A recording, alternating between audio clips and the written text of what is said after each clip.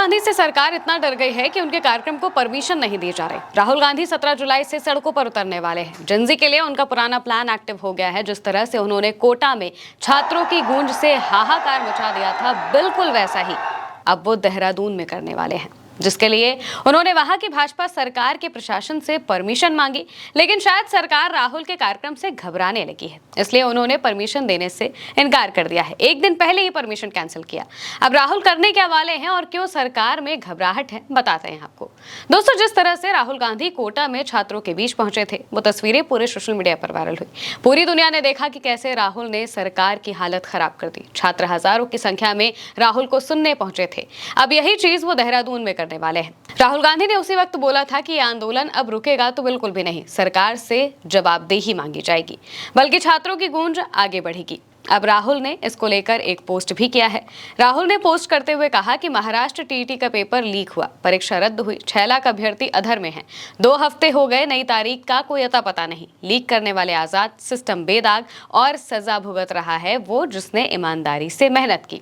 ये देश के कार्यरत और होने वाले शिक्षक हैं, जिनके हाथ में भारत का भविष्य है। ये वही लोग हैं जिन्होंने साल दर साल तैयारी की, फॉर्म भरे, फीस दी, दूर दराज के सेंटर तक गए और अब बस इंतजार कर रहे हैं, बिना तारीख, बिना जवाब। मुख्यमंत्री जी 3 चीजें आज ही। पहले तो समय सीमा यानी कि टीईटी की नई तारीख अभी घोषित की जाए। दूसरा, जवाबदेही, लीक के जिम्मेदारों पर कार्रवाई हो, अभ्यर्थी पर नहीं। तीसरा, भविष्य की रक्षा, जिनका साल इस लीक के कारण बर्बाद हुआ, उन्हें उम्र सीमा में छूट दी जाए। गलती संस्था की, सजा अभ्यर्थी को, ये इंसाफ नहीं है।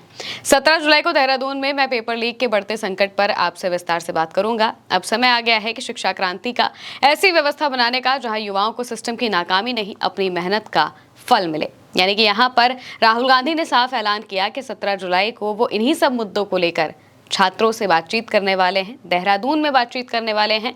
ये भी उन्होंने बताया, यानी कि बाकायदा ऐलान किया है कि कैसे जेनजी के साथ वो खड़े हैं और चाहते हैं कि छात्रों के साथ वो खुद आगे आकर बातचीत करें। लेकिन एक तरफ जहां राहुल ने अपने आंदोलन का ऐलान किया है, तो वहीं प्रशासन उन्हें ये कार्यक्रम करने नहीं देना चाहता। परेड ग्राउंड में राहुल गांधी के प्रस्तावित कार्यक्रम को सरकार से इजाजत नहीं मिली। उनका परेड ग्राउंड में छात्रों से संवाद का कार्यक्रम था।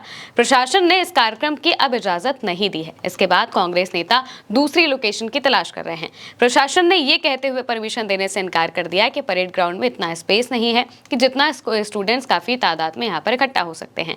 48 घंटे पहले जब दिल्ली से सारा साजो सामान वहां पर पहुंच चुका था, ऐसे में देहरादून प्रशासन की तरफ से अचानक ये फैसला लिए जाने से कांग्रेस के नेता काफी परेशान हो गए और दूसरी लोकेशन तलाश रहे हैं। कांग्रेस की तरफ से डीएम से एक बार फिर से रिक्वेस्ट की गई है कि वो परमिशन दे दे। हालांकि पार्टी की तरफ से सरकार पर यह गंभीर आरोप भी लगाया गया है कि पहले परमिशन दे दी गई थी, फीस जमा करा ली गई, इसके बाद ही कांग्रेस की तरफ से पोस्टर बैनर छपवाए गए थे। 17 जुलाई को राहुल गांधी को देहरादून आना था और कांग्रेस की तरफ से ऑनलाइन रजिस्ट्रेशन इसके लिए करवा दिए गए थे कि छात्र उनसे कैसे कांटेक्ट कर सकते हैं। बच्चों को लोकेशन बता दी गई और छात्रों को जोड़ने के लिए ये पूरा प्रोग्राम किया जा रहा था। इस कार्यक्रम को छात्रों की गूंज नाम दिया गया है। लेकिन अब जब प्रोग्राम परेड ग्राउंड में करने के लिए परमिशन नहीं दी गई है, तो कांग्रेस के नेता सरकार पर गंभीर आरोप लगा रहे हैं और दूसरी लोकेशन की तलाश कर रहे हैं।